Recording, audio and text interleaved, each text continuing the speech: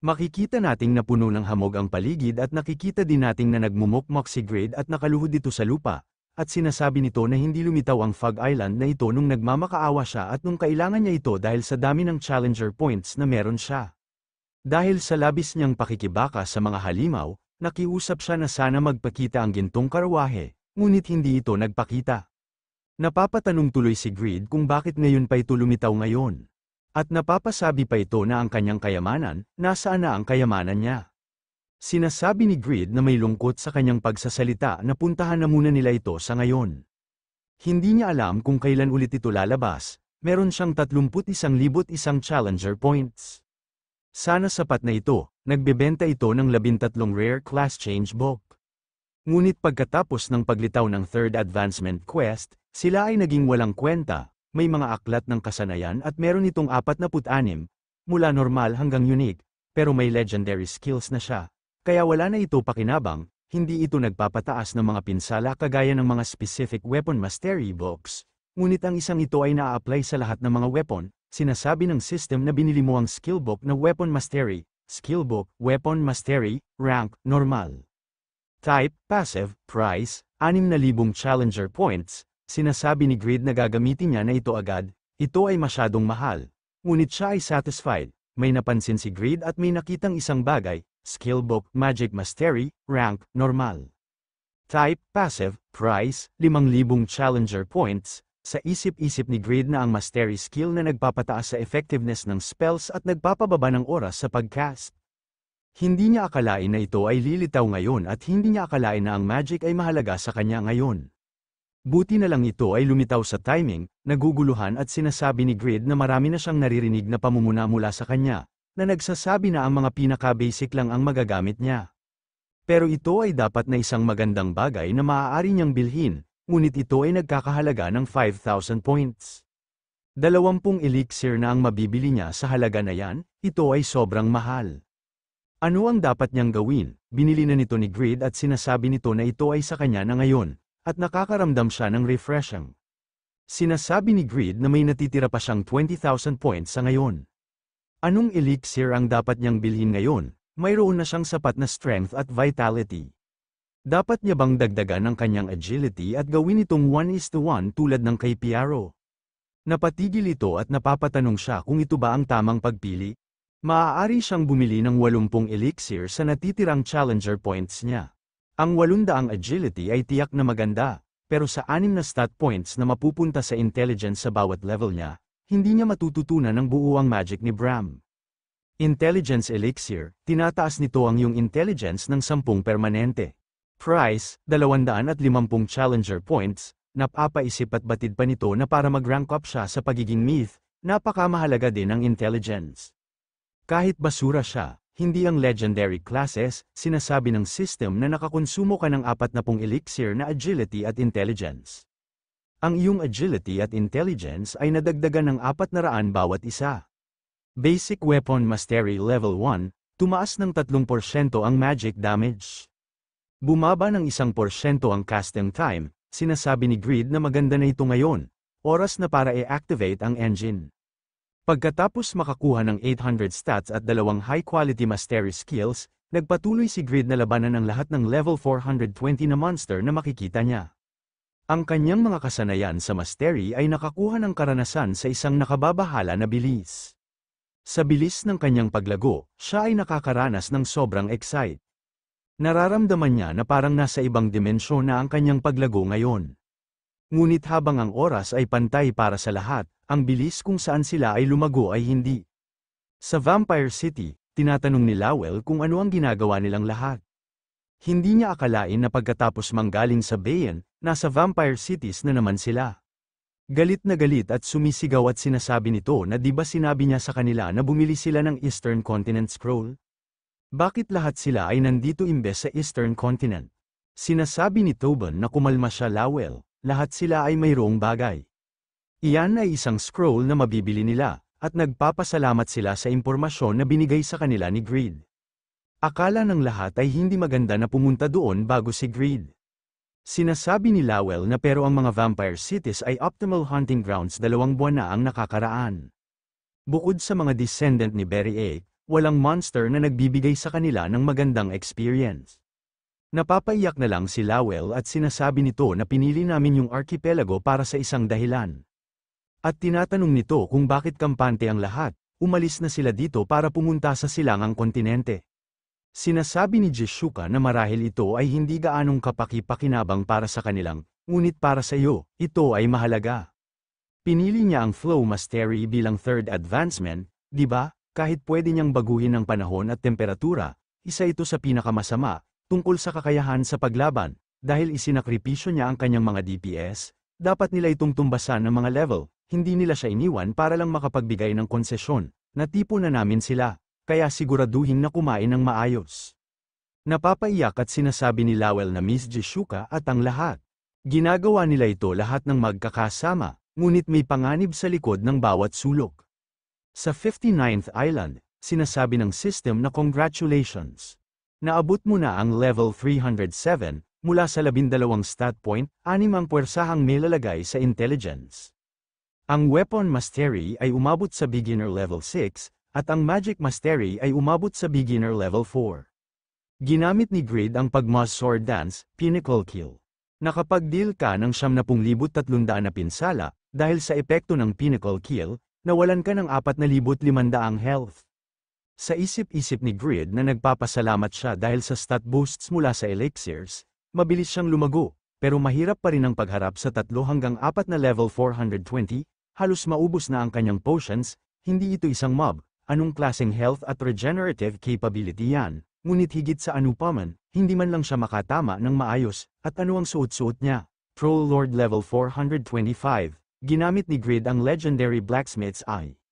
Legendary Blacksmith's Eye level 1, sinusuri nito ang armor ng Troll Lords, age-stained leather vest, defense, question mark. Option 1, question mark, option 2, question mark. Option 3, nababawasan ang pinsala na nakukuha mula sa mga piercing attack. Mabilis na umatake ang isang Troll Lords at mabilis lang naman ito na block ni Grid, at napapatanong si Grid kung bakit madami ang hidden piece sa armor niya. Hindi siya makapag-focus sa mga galaw nila dahil kailangan niyang titigan ng dibdib nila ng 3 segundo. Sa isip-isip ni Grid na ang dahilan kung bakit ang kill at ang length kill ay hindi nagdudulot ng tamang pinsala ay dahil sa kanilang mga vests. Tapusin niya na ito ng mabilis, gamit ang mga God Hands. Umatake na ang mga God Hand at ang pinagsamang blade na si Iarot at ang failure na Great Sword. Nagpakawala ito ng Pagma's Sword Dance, Linked Kill Wave. At nakagawa ito ng malakas na pagsabog, sinasabi ng system na pumasok ka na sa 60th Island. Isang save point ang na-register, napaluhod si Grid sa lupa at sinasabi nito na muntik na naman siyang mamatay. Ang kamakailang mga isla ay puno ng mga touch mobs. Napapainom na lang si Grid ng red potion at napapamura na lang ito at sa isip-isip niya na ang ika-66 na isla na ang huli, malapit na itong matapos. Kung ganong kahirap ang 50, hindi niya ma-imagine kung ano ang magiging itsura ng 60. Sa isip ni Grid tumatawa si Bram at sinasabi nito na marami pa siyang kulang kumpara sa pagma. Para isipin na gusto niyang tapusin ang playground na ginawa nito. Pero sige, subukan niya, malalaman niya kung gaano siya kahina. Tinatanong ni Grid kung bakit tinatawag niyang playground ang lugar na ito. Sinasabi ni Styx na ang lugar na ito ay ginawa upang gunitain ang mga dating legend. Sinasabi ni Bram na tama yan, iyon ang dahilan kung bakit ang lugar na ito ay lubhang nakakaabala para sa mga nakaharap sa mga legend. Ang tinutukoy niya ay ang Great Demons, ang lugar na ito na nag-uugnay sa mga legend at isang lugar na kailangang sirain anuman ang mangyari. Kaya naman, para pigilan ang mga Great Demon, ginawa ng Pagma ang lahat ng pagsubok na ito. Kaya ginawa ang Bayan, napatante ni Grid na kaya nilikha ang Bayan Archipelago para pigilan ang mga Great Demon. Nagtataka at tinatanong ni Grid kung magagawa ba ng isang blacksmith ang mga supernatural na bagay na ganito. Katulad ng paglikha ng nakaraan at pagkopya sa mga challenger. Sinasabi ni Bram na sa kapangyarihan ng isang blacksmith, hindi ito magagawa. Kaya ang ginawa ng Pagma ay tinanggap ang kanilang mga lakas. Ang lakas ng Great Demon na si Baal, si Pagma ang contractor ng nakaraang henerasyon ni Baal. Hindi makapaniwala si Grid sa mga nalalaman niya, ang Great Demon na si Baal daw pala. Pero sa totoo lang hindi niya pala ito kilala. Tumingin ng masakit si Bram kay Grid at kala niya naman na naiintindihan ng burat. At napatawag pa sa Diyos ito. Tinuloy naman ni Bram ang storytelling niya at sinasabi nito na ang Great Demon na si Baal ay ang nakatayo sa tuktok ng 33 demonyo, at ang pinuno ng impyerno. Siya ang Demon King na kayang makipaglaban sa mga dragon. At maaari niyang iparamdam sa iyo, kahit na ang mga Diyos ay nag-iingat dito. Ang paggawa ng isang kontrata sa mga tao sa pamamagitan ng pagtatanim ng isang binhi ng kaguluhan sa kanila ay isang maliit na libangan lamang niya, mayabang at mapanira. Mahilig siyang gumawa ng katuwaan at manlinlang ng iba, isa siyang demonyo na mahilig manggulo sa ibang demonyo. Hiniram niya ang lakas ng isang dakilang demonyo para protektahan ang lugar na ito mula sa mga dakilang demonyo. Ito ay isang tunay na mapanuya. Sinasabi ni Greed na baliw tong si Baal na siya ang pinuno ng impyerno. Siya ay karaniwang ipinagkanulo ang kanyang sariling uri. Sinasabi ni Bram na sinabi niya na nga diba, nasisiyahan si Baal sa paggawa ng kasiyahan niya at panlilinlang sa iba.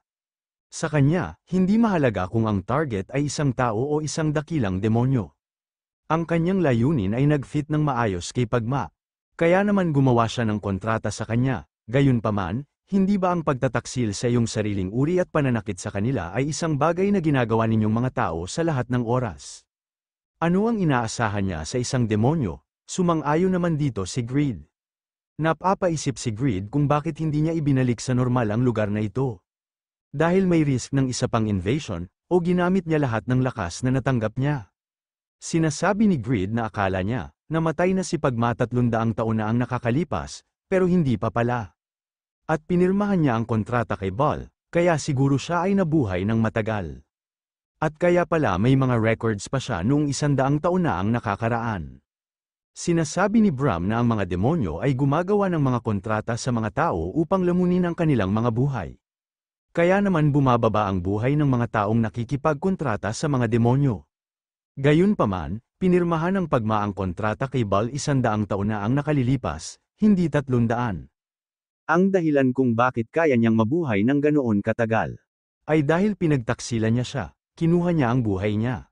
Sa isip-isip ni Greed na ganun pala ang nangyari, kahit siya ramdam niya ang matinding galit niya, sinasabi ni Bram na kung gusto niyang matuto pa, subukan niyang maabot ang huling isla. Ang pagpunta sa mga islang ito ay isang bagay na dapat niyang gawin.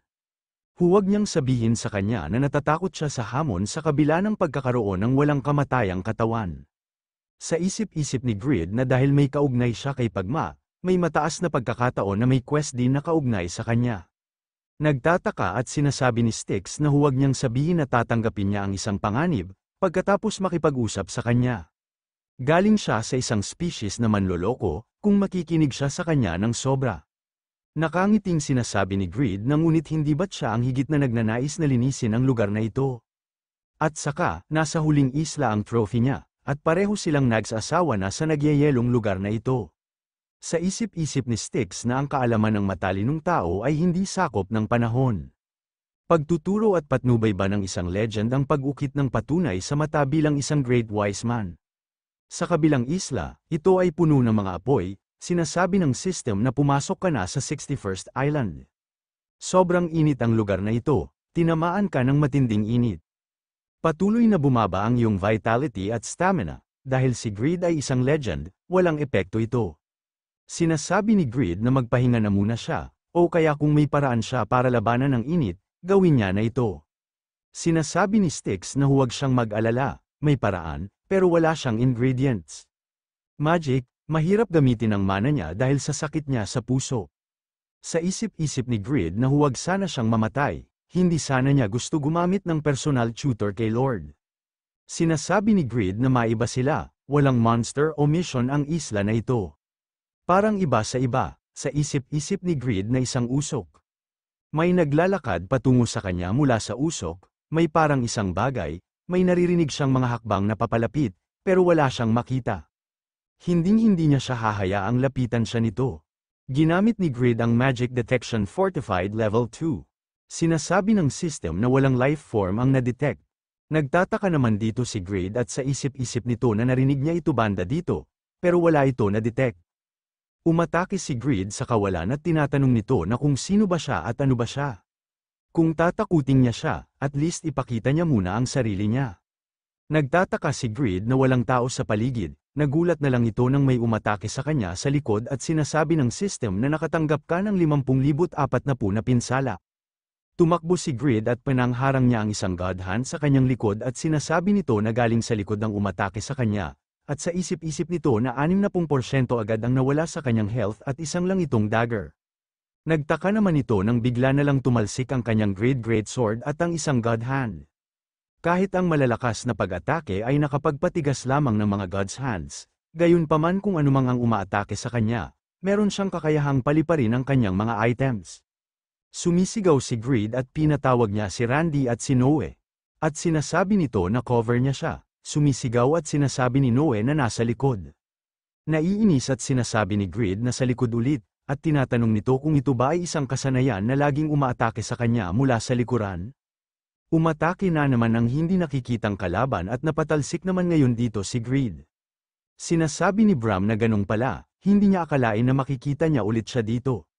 Sinasabi ni Grid kay Bram na kilala niya pala siya, at tinatanong nito kung sino siya. Sinasabi ni Bram na kilala siya sa isang pangalan, ngunit hindi niya tunay na pangalan ang pangalang yon. Sinasabi ni Grid na pangalang man yan o pagkakakilanlan, kahit ano pa yan, ang tinatanong niya kung sino siya. Sinasabi ni Bram na ang pinakamasamang grupo ng mga assassin na Eclipse, sabi ng mga tao, mahigit 1,000 taon na ito, ang mga pinuno ng grupong iyon ay gumagamit ng parehong pangalan, ito ay pinapasa mula sa henerasyon hanggang sa henerasyon, pinaghahanda ni Bram si Grid na mamatay, iba ang gatekeeper ng islang ito sa mga nauna niyang kalaban, isa rin siyang legend, ang legendary assassin, na si Lantier.